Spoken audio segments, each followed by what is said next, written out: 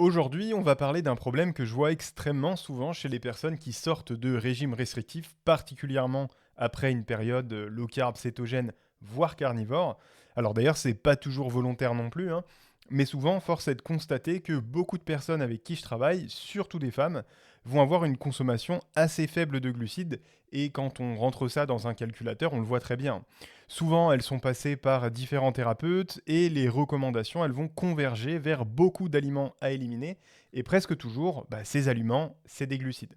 On se retrouve donc avec des bonnes graisses, des protéines, des légumes et une tranche de pain sans gluten par-ci, une petite portion de sarrasin par-là, très peu de fruits et surtout pas le matin parce que fructose et sucre rapide. Donc au final, pas grand-chose en termes de glucides. À partir de là, la situation, elle est presque toujours la même. Quelqu'un suit un régime pauvre en glucides, conscient ou non donc, pendant plusieurs mois, et parfois ça se passe bien au début, on va avoir une perte de poids éventuelle, une glycémie à jeun qui s'améliore si elle n'était pas bonne au départ, une sensation de stabilité énergétique, voire de plus d'énergie, une meilleure digestion, etc., etc. Puis, à un moment donné, cette personne, elle va décider de réintroduire des glucides. Et là, ça se passe mal. Ballonnement, fatigue postprandiale, troubles digestifs, etc. Voire même des sensations d'hypoglycémie quelques heures après les repas. Et très souvent, la conclusion, elle est assez rapide finalement. La personne se dit, de toute façon, les glucides, en voilà la preuve, ça ne me réussit pas. Mais quand on regarde d'un point de vue physiologique, la situation elle est souvent beaucoup plus simple que ça. Le problème, c'est pas les glucides en eux-mêmes, le problème c'est comment ils sont réintroduits, dans quel contexte métabolique entre guillemets. On va voir que le low carb le change, hein, avec quel aliment et à quelle vitesse. Donc dans cet épisode, on va décortiquer tout ça ensemble et on va regarder ce qui se passe au niveau physiologique quand on sort d'un régime low carb, pourquoi certaines personnes ont des symptômes alors que d'autres n'en ont pas, et quelles stratégies concrètes tester pour que la transition se passe au mieux possible. Dans cet épisode, ce sera un petit peu moins dense en études que les deux précédents qui étaient de gros morceaux. Hein, pour rappel, c'était sur le LDL et le fructose. Et aujourd'hui, j'avais envie de plus te parler d'expérience de terrain. Avant de continuer, si tu cherches à atteindre tes objectifs physiques et à améliorer ta santé métabolique, que ce soit résistance à l'insuline, foie gras, santé cardiovasculaire, énergie, etc., je vais bientôt lancer la plateforme NutriCode Club qui va contenir tout ce dont tu as besoin, plus de 10 heures de formation, des centaines d'études expliquées simplement pour t'aider à mettre en place les changements qui feront réellement la différence. Tu es guidé de A à Z et bien évidemment, il y aura des lives, des FAQ et de l'échange régulier avec des personnes dans ta situation au sein de la communauté. Donc tu peux t'y inscrire directement sur mon site internet pour être prévenu en premier de l'ouverture. Alors les places, elles seront limitées en fonction de ce que moi je peux gérer évidemment. Le lien, je te le mets en description. Et en plus de ça, j'ai créé une semaine de mini-cours pour mieux comprendre ton corps, ta santé et débloquer ta progression. Et tu la recevras dès ton inscription. Allez, c'est parti pour l'épisode. Et on commence avec la base physiologique autour du régime low carb. Donc, quand quelqu'un suit un régime très pauvre en glucides pendant plusieurs semaines, voire plusieurs mois ou plusieurs années, hein, on va avoir des adaptations métaboliques profondes qui vont se mettre en place. La première, elle concerne la sélection du carburant énergétique. Tu t'en doutes, dans un régime mixte classique, entre guillemets, hein, les tissus vont utiliser principalement du glucose après les repas et vont basculer petit à petit vers l'oxydation des acides gras pendant le jeûne. Mais dans un régime low carb ou cétogène, cette alternance, elle va disparaître en grande partie.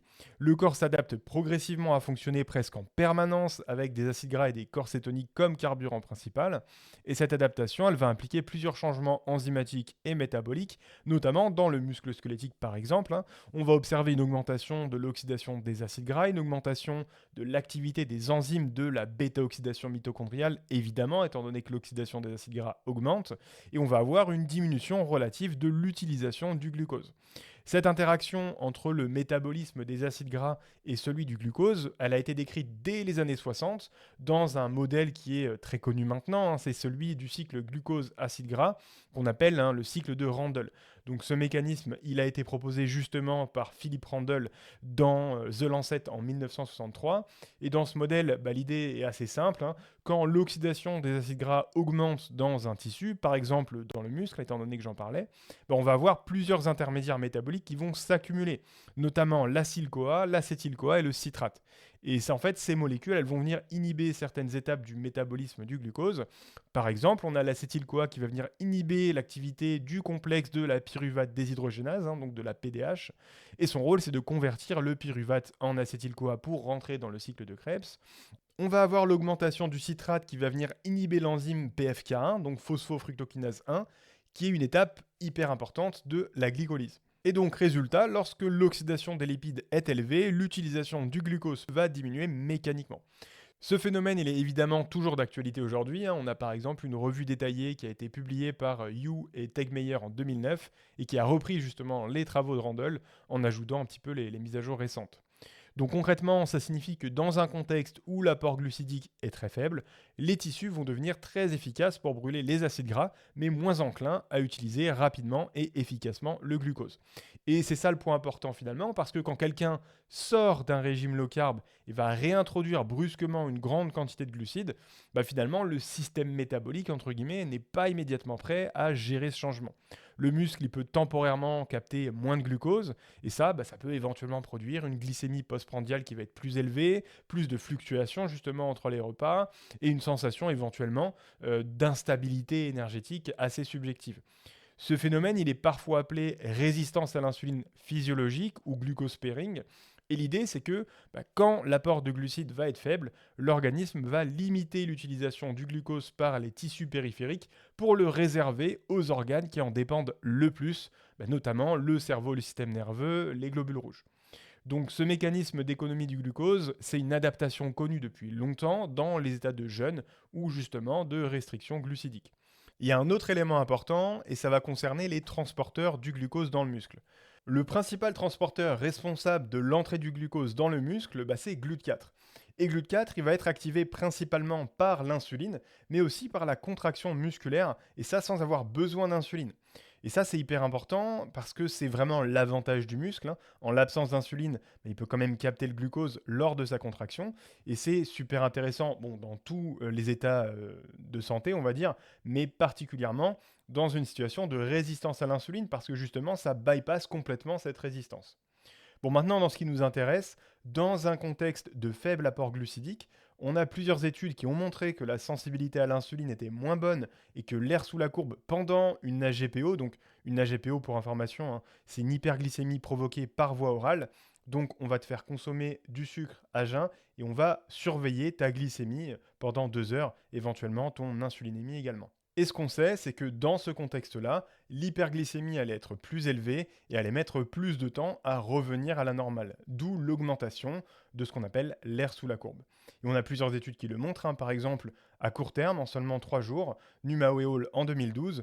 On a aussi une étude assez récente en 2024 qui a été faite par Anguiste et Hall et qui a montré la même chose dans un régime cétogène, et ça sur plusieurs semaines, donc c'est un petit peu plus en termes de durée de l'étude. Donc ça, c'est important pour comprendre ce qui se passe dans la réintroduction des glucides. Si quelqu'un passe brusquement de 30 voire 50 grammes max de glucides par jour à plus de 300, on a tout le système métabolique qui doit réactiver progressivement les voies du métabolisme du glucose. La mobilisation de GLUT4, la glycolyse, l'oxydation complète du glucose et toutes les cascades enzymatiques qui les composent. Et pendant cette phase de transition, et là ça vient plutôt d'observation du terrain de ma part, certaines personnes peuvent observer plus de pics de glycémie, entre guillemets, plus de sensations d'hypoglycémie réactionnelle quand on se sent très faible plusieurs heures après les repas, ou une fatigue qui va être augmentée également après les repas, plus de brouillard mental, etc. etc. Encore une fois, il faut être très très clair sur ce point, ce phénomène, ça n'implique pas nécessairement une résistance à l'insuline pathologique. C'est souvent simplement une adaptation métabolique qui est réversible et qui est liée au changement de substrat énergétique. Et dans la majorité des cas, quand l'apport glucidique redevient stable pendant plusieurs jours, voire semaines, tout le système métabolique se réadapte progressivement. Donc c'est surtout une question de comment bien faire la transition pour que tout se passe au mieux possible. Une autre erreur très fréquente concernant la réintroduction des glucides, ça va être le type de glucides qui est choisi pour cette réintroduction. On a beaucoup de personnes qui sortent d'un régime low carb et qui vont réintroduire des aliments qui vont être riches en FODMAP, et ils ont une particularité importante, c'est qu'ils sont peu absorbés dans l'intestin grêle et ils vont arriver plus facilement dans le côlon, où ils vont être fermentés par le microbiote. Donc cette fermentation, elle peut produire de l'hydrogène, du méthane, d'autres gaz, des acides organiques et parfois générer un peu de ballonnement, voire de troubles digestifs. Ce phénomène, il va être particulièrement visible chez les personnes ayant un intestin sensible, notamment le terme un peu parapluie de l'intestin irritable. Et ce qu'il faut comprendre ici, c'est que quand quelqu'un sort d'un régime très pauvre en fibres ou en glucides fermentescibles, il va pouvoir avoir un microbiote temporairement moins adapté à fermenter ces substrats. Et donc si on réintroduit brutalement des pommes, des oignons, de l'ail, des légumineuses, certains fruits qui vont être assez riches en fructose, on peut déclencher des symptômes digestifs assez forts. Mais globalement, ce n'est pas forcément une intolérance définitive, c'est souvent juste un problème de progression trop rapide. Il y a une autre erreur très fréquente, c'est la nature des sucres consommés. Tous les glucides ne sont pas absorbés de la même manière. Dans l'intestin, on a le glucose qui va être absorbé principalement via le SGLT1 GLUT2 et le fructose, lui, qui va utiliser un transporteur différent, qui est GLUT5. Donc bon, là, je te renvoie au podcast complet sur le fructose, mais en gros, quand le fructose est consommé sans glucose associé, son absorption elle devient beaucoup moins efficace et ça peut entraîner une malabsorption du fructose. Et on a plusieurs études qui ont été menées chez des adultes sains et qui ont montré qu'une dose de 50 grammes de fructose isolé va pouvoir entraîner une malabsorption chez une grande proportion des participants, alors que la co-ingestion de glucose va améliorer significativement l'absorption du fructose. Bon, là aussi, je te renvoie au podcast, je ne vais pas trop m'attarder dessus. Donc, quand le fructose reste dans la lumière intestinale, il peut être fermenté par les bactéries et ça peut, là aussi, produire des modulations osmotiques, des ballonnements, des gaz et des diarrhées. Et c'est pour cette raison que certaines personnes tolèrent mal des aliments riches en fructose quand ils vont être consommés seuls, mais les tolèrent mieux dans un repas mixte qui va contenir aussi de l'amidon ou via certains fruits avec un ratio glucose-fructose plus proche de 1. Maintenant, il est vrai que la plupart des personnes qui testent des régimes un peu plus extrêmes, un petit peu plus restrictifs, vont le faire parce qu'ils ont des problèmes. Et souvent, ces problèmes, ça va être des problèmes digestifs qui pourraient rentrer dans le terme parapluie, comme je disais juste avant, du syndrome du côlon irritable. Donc là encore, prudence, méthodologie dans cette réintroduction. Un très bon exemple, alors peut-être que ça va pas te parler, mais on a un avocat, un des avocats principaux du régime carnivore, un des premiers, qui le suit toujours, qui s'appelle le docteur Sean Baker. Donc cette personne-là, il y a quelques temps, après des années passées en régime carnivore, a voulu tenter de réintroduire des glucides et pour tester sa réintroduction, il a utilisé des pommes. Il a eu des ballonnements, des troubles digestifs derrière, et derrière, il en a conclu que voilà, les glucides ne sont pas faits pour moi, donc j'élimine ça et je ne retente plus l'expérience. Et ça, c'est l'exemple parfait de l'erreur dont je parlais juste avant, avec la pomme qui contient des FODMAP et en plus de ça, qui va avoir un ratio glucose-fructose qui n'est pas bon. Donc, très probablement, le problème vient de là, et en plus de ça, en régime carnivore, mécanistiquement, on va retirer les fibres, donc diminuer la couche de mucus qui protège l'intestin et le côlon notamment, et aussi diminuer les acides gras à chaîne courte qui vont permettre de retirer l'oxygène du côlon. Ça, on en parle assez peu. Et cet oxygène, quand elle est présente en trop grande quantité, elle va pouvoir être réutilisée par certaines bactéries gram négatives qui ont cette capacité justement aérobie facultative. Et ces bactéries gram négatives, elles vont plutôt être pathogènes opportunistes. Donc en carnivore, en plus de ça, on va avoir beaucoup d'acides aminés qui vont pouvoir arriver d'un point de vue résiduel dans le côlon et être fermentés, parce qu'il n'y a pas que les fibres qui peuvent être fermentées, d'acides biliaires également. Et la combinaison acide aminé et acide biliaire, ça va pouvoir favoriser ce type de bactéries et ce type de dysbiose. Donc, on se retrouve avec une dysbiose, plus d'oxygène, moins de mucus, et donc potentiellement des intolérances multiples et amplifiées, et le moindre changement qui peut venir bouleverser la personne dans son ensemble. Et c'est comme ça qu'on arrive, encore une fois, c'est selon moi, au biais de confirmation ultime du carnivore. Tout est toxique, sauf les produits animaux. Pourquoi? Parce qu'elle va réagir à tout. Et pourquoi elle réagit à tout? Parce que je viens d'expliquer un petit peu tout le déroulé qui va pouvoir entraîner la personne dans cette direction. Maintenant, quand on est dans cette situation-là, est-ce que ça veut dire que tout est perdu et qu'on reste bloqué? Non, il faut juste sortir de cette situation intelligemment et très probablement que ce sera un petit peu plus compliqué qu'une personne qui viendrait d'autres types de régimes, on va dire. Mais voilà, ça reste complètement faisable. Je l'ai déjà fait relativement souvent avec des personnes qui peuvent venir me voir après ce type de régime, et ça se passe très bien quand on fait les choses correctement. Il y a une autre erreur qui concerne cette fois-ci la gestion de l'appétit. Donc, dans les régimes qui vont être plutôt riches en protéines et en lipides, ils ont souvent un effet très rassasiant. Pourquoi? Parce que les protéines, justement, vont avoir un effet très fort sur la satiété et les lipides, eux, vont venir ralentir la vidange gastrique. Et ça va prolonger cette sensation de satiété. Donc, quand quelqu'un diminue les lipides et réintroduit des glucides, probablement peut-être qu'il va même réduire aussi les protéines, hein. On a plusieurs choses qui peuvent changer. On va avoir une vidange gastrique qui va s'accélérer, on va avoir la satiété post-repas qui peut diminuer et la faim qui peut revenir plus rapidement. Et ce changement-là, ça peut donner l'impression que les glucides ouvrent l'appétit. En réalité, c'est souvent plus un changement de dynamique digestive et les glucides qui sont pas bien choisis lors de la réintroduction. Par exemple, une pomme de terre aura un effet bien plus fort sur la satiété qu'un pancake, oui, même fait maison, des pâtes, etc., etc. Donc c'est aussi une question de choix et de construction, on va dire, de ton plan alimentaire. À ce stade, il faut insister sur un point fondamental, la réponse à la réintroduction des glucides n'est pas universelle. On a deux personnes qui peuvent suivre exactement le même protocole, la même quantité de glucides, les mêmes aliments, et avoir des réponses complètement différentes. Pourquoi? Parce que la tolérance aux glucides, elle va dépendre d'un ensemble de facteurs physiologiques, le contexte énergétique, l'état métabolique de la personne, la matrice alimentaire, la vitesse d'absorption et même la durée du régime low carb précédent et à quel point il était extrême entre guillemets. Est-ce que c'était un régime carnivore pur et dur? Est-ce que c'était simplement un régime cétogène avec peu finalement de fibres ou alors un régime cétogène avec beaucoup plus de fibres et de légumes à faible teneur en glucides, ou simplement un régime relativement pauvre en glucides, mais avec quand même une quantité qui était largement supérieure à celle d'un régime cétogène. Donc tout ça, ça va avoir des implications sur la facilité de transition. Donc quand on fait cette transition, il y a plusieurs facteurs à prendre en compte, et le premier, ça va être tout simplement la quantité de glucides qui va être réintroduite. Parce que je le disais au début, passer brutalement d'un régime de 30 grammes de glucides par jour à plus de 300, ça va créer un changement métabolique qui est très important. On a plusieurs voies qui doivent se réadapter, et les adaptations enzymatiques prennent plusieurs jours, voire plusieurs semaines à être induites.